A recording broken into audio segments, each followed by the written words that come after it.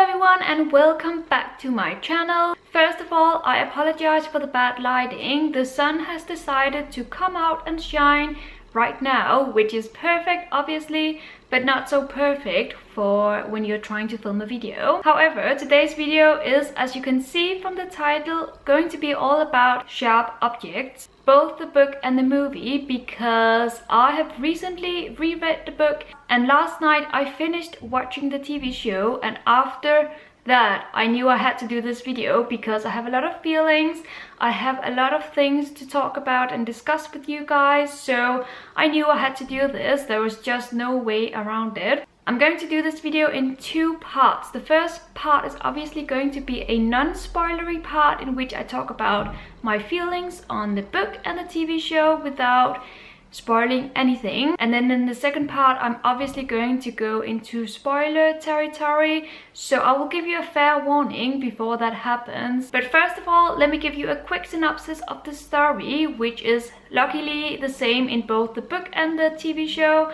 We are dealing with Camille, who is a journalist. She works in a big town, and her boss decides to send her to her hometown to do this story on some girls who have been murdered. And the reason why her boss wants to go there and research is obviously because she grew up there and he thinks that she might give the story a personal take. It's very clear from the beginning that she despises her upbringing and she despises this town, which is, by the way, called Wind Gap, but she goes anyway, and this is her story about going back to your childhood kind of, and trying to deal with relationships and family dynamics which are not that good and which are basically broken. I reread the book recently because I read it the first time many years ago. I couldn't remember a single thing, and I thought that since the TV show was coming out, I love it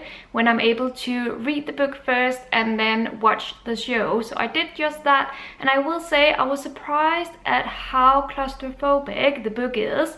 This town of Wind Gap is described perfectly when it comes to creating this atmosphere that is dark and mysterious and just very claustrophobic. There are also some scenes in the book which are very animal violent. So if you are faint-hearted and if you can't deal with those kinds of scenes, this book is definitely brutal. It's not all of the book, but at least one chapter really stuck with me. It kind of gave me some emotional scars, which I'm not happy about, but I think it was necessary to really understand what is going on in this town of Wind Gap. I overall like this book. I ended up giving it 4 out of 5 stars just because it made me feel so depressed and I didn't like that reading experience.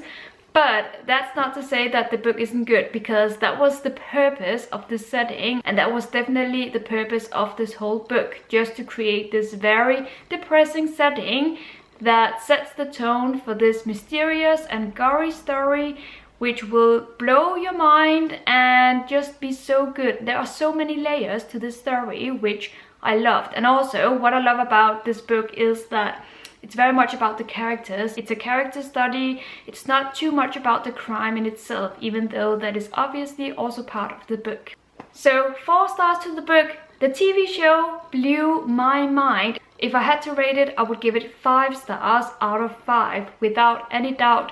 And yes, that means that I actually preferred the TV show over the book, which is so weird. That rarely happens, but in this case, that is the truth. I just loved how they played with this story and made it vivid and intriguing, and just I devoured every single episode. It has 8 episodes in it, and each one just kept getting even more and more intriguing. I would highly recommend that you watch the TV show. If you also want to read the book, I definitely recommend that you do so first, because the book gives you some stuff that you don't get in the TV show naturally. So if you want the whole backstory of everyone and everything, you definitely have to read the book.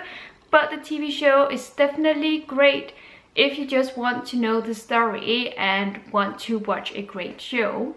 And I think that's it for my non-spoilery territory. I'm now going to move on to some spoilers and give you some of my personal thoughts on the scenes and some chapters and what I thought of them. So if you haven't watched the show or read the book or both, then you will probably want to stop right here and come back later and watch the rest of this video.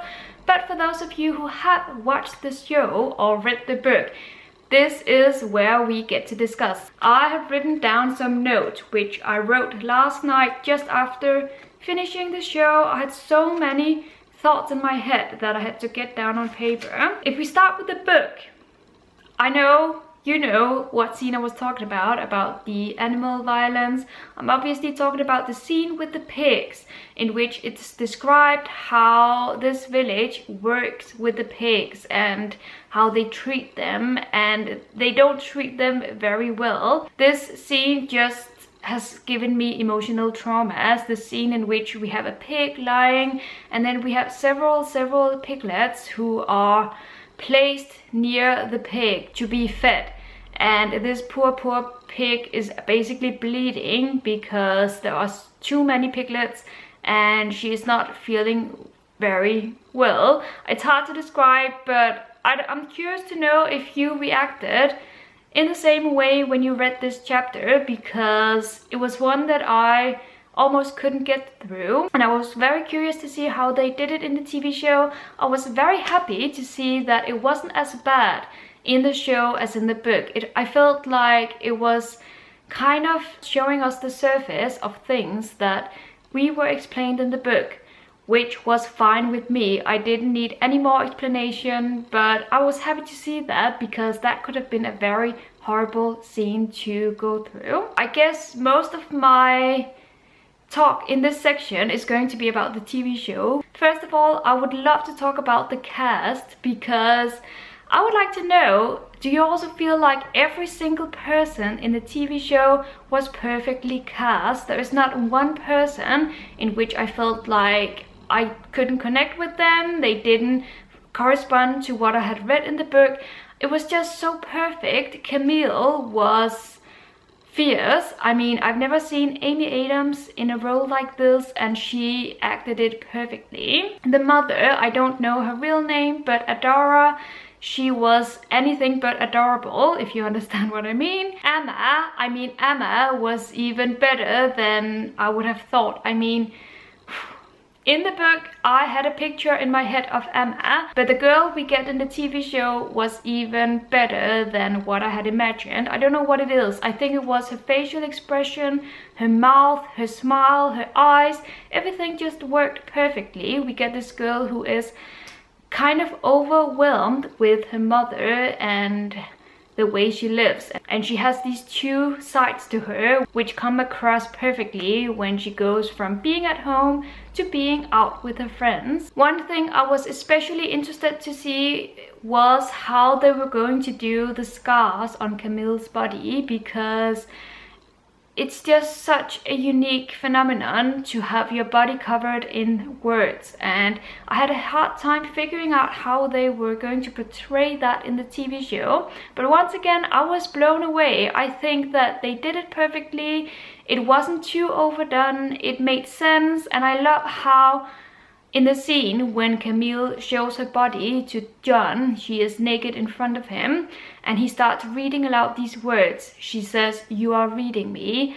I love that. Another thing that I love about this show is the play with colors, because we've got the color green a lot, especially the wallpaper in the house with flowers. The wallpaper is green, and it's also part of the movie poster's background, so it's a common theme, it's a common thread in the show and in general, and I just find that it works perfectly. It's kind of a contrast between the floor level of the house, in which you try to be happy and flowery and everything is perfect, but under the surface you know that dark things are going on and nothing is flowery at all. So I just find that that wallpaper really made that common thread in the show. And also I read on IMDb that the color green is actually part of every single shot in this TV show. I haven't gone back and checked that, but that sounds pretty amazing if that's the case. And then last night I was watching the very last episode and I was like, how are they going to fit everything in within 43 minutes? But they did it perfectly once again. I love how the ending is so abrupt and shocking that, I mean, if you haven't read the book, I'm not sure you would actually buy it the way that Anna's guilt is shown, because it kind of seems like it's thrown into the story without any explanation, but you do get the explanation in the book. So I was satisfied, I knew what was going on, but I'm wondering that maybe if you haven't read the book, that ending wouldn't really make sense. That last episode actually had one of my favorite scenes from the whole show, and that's the scene towards the end in which we skip forward several weeks and we watch glimpses of what is going on with the characters, how they move on, and there is this beautiful music playing in the background which teared me up a little bit. I felt moved and touched, and I also didn't want for the show to end, so I was feeling kind of emotional. But that's definitely one of my favorite scenes. And basically the music in general was just so good. I mean, they used Led Zeppelin, which I also read on IMDb is very rare to have the economy to feature Led Zeppelin in a movie or in a show. They are supposed to be very expensive to use, so but it worked perfectly with Camille and her mood, to see her driving in a car listening to Led Zeppelin and trying to escape from her own world. It was a phenomenal choice and I loved it. And not just Led Zeppelin, also the music that Alan is listening to is very calming and relaxing, but once again, that's just the surface. You realize very quickly that it's all just pretending. So yeah, I was blown away. What do you guys think? Did you also like the show and the book if you read it? And do you feel like me that the show is actually better than the book? Even though it does seem pretty surprising to me, but that is the case. Yeah, so I think I'm going to stop here and just let the discussion be open. Please let me know in the comments what you think of the show and the book. If you comment with any spoilers, please write that on the very top with capital letters so that no one will be spoiled. That would be a shame. But I would love to hear just in general what you thought of the show and if you feel like me about it. So that is it for this video. I hope you enjoyed this different kind of video in which I also talk about a TV show, but I thought that since it does have relation to a book, it was just the perfect thing to do and I just had to talk about this story. So I just did, and I'm done now. Thank you so much for watching, and until my next video, happy reading.